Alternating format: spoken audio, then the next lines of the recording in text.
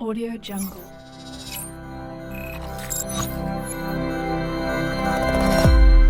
Audio Jungle. بسم الله الرحمن الرحيم. السلام عليكم ورحمة الله وبركاته. بعد السلام waxaad kusoo dhawaataan channelkeena Somali Share Education Network. fadlan haddaad tahay qof nagu cusub subscribe-taada nagu caawi aad iyo aad ayay muhiim noogu tahay. sidoo kale gambalaalkana furo si ay kusoo gaaraan muuqaaladayna. muuqaalkan waxaan ku qaadanaynaa qaabkaad ku ogaan lahayd in gmailkaaga lagu isticmaalayo iyo in kale.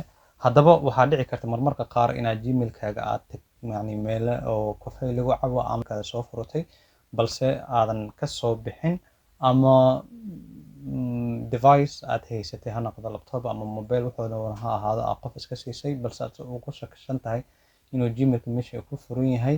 haddaba si aan u ogaano waxaan sameynayaa inaan google ka soo kiciyo. marka google ka soo kaco waxaan tagaynaa gmail.com ayaan halka ku qor lahayn balse saad arkaysa gmailka halkan wuu ka soo saaray. maadaama halkan gmailka uu soo saaray ma rabo gmailkan in aan isticmaalo gmail kale ayaan rabaa inaan ku isticmaalo. marka waxaan leeyahay change this email ayaan leeyahay sn meeshan waxaan ku qoraynaa google.com markaan dhahno saad arkaysid halkan haddaan ku dhufan waxaan jeclahay inuu naga yeeli doono. so meeshan ayaan klik gareynaynaa oo sawirka ku yaalo klik ayaan leeyahay. klik markaan dhaho waxaan sameynaynaa meeshan ay ku qoran tahay show more accounts ay ku qoran tahay ayaan klik leeyahay. klik markaan dhaho waxaan halkan ka dooranaynaa gmailkan u baahanahay midkan ayaan rabaa inaan ogaado. so gmailkii ayaan doortay. gmailka markaan doorano waxaan kaloo sameynaynaa gmailkii isla meeshii ayaan klik gareynaynaa. markii aan klik gareynana waxaan leenahay in manage your google account ayaan halkan ka dooranaynaa. kadib mar alaala markii aan manage your google account aan doorano wuxuu noo geey doonaa meel kale. meeshaas ayaan waxaan kaliya noo haray inaan hal option aan ka doorano. kadibna waxaad arkaysaa gmailkaaga in lagula isticmaalayo iyo in kale. meesha aan sheegaynay waa halkan meeshan security ku qoran tahay aad klik gareynaysaa. security markaad klik gareysid bataatan waxaa kusoo baxaya gmailkaaga meesha uu ka furan yahay waqti xaadirkan ama waqti horeba ha noqoto balse wuxuu kuu sheegaa gmailkaaga meesha laga soo furay oo ilaa haddana uu ka furan yahay. so haddeertan gmailka maadaama security halkan aan ku dhuftay waxaan sameynaynaa dhanka hoose ayaan aadaa wiil hoose ayaan sii soconaynaa.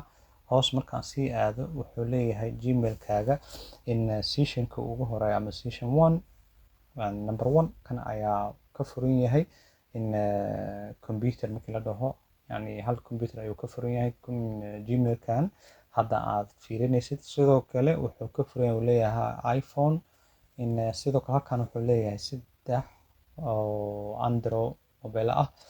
so waxaan rabaa inaan faahfaahin aan 3dan android aan fiiriyo. double click ayaan leeyahay. double click markaan dhaho waxaan ogaanaynaa seasonada idil oo soo bandhigaya. haddeertan wuxuu leeyahay current season yani waqti xaadirkan ayuu ka furan yahay oo qofka gmailkaaga fiirinaa.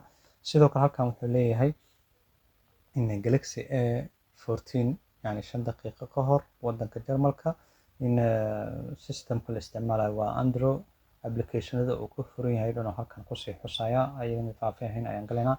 sidoo kale wuxuu leeyahay in A03 oo 2 saac ka hor ayuu ahaa in waa dalka Jarmalka.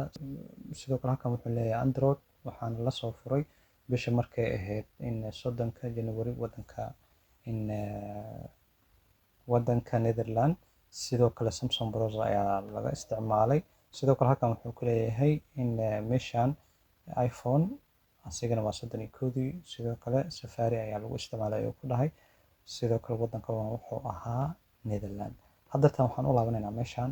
sababtaan ugu laabanayna waxay tahay meeshan waxaa ku qoran kaliya in Samsung browser lagu isticmaalay. sidoo kale xagana Safari iphone Safari lagu isticmaalay balse midaan haddaa fiirisid A03gan iyo in 14ka wuxuu leeyahay plus yani wax kala jira ayuu leeyahay lagu isticmaalay. sida halkan markii aan fiirino wuxuu leeyahay android device-ka waa lagu isticmaalay. sidoo kale messenger-ka waa loo isticmaalay sida yani backup ahaan yani whatsapp messenger-kaas backup uu sameysto.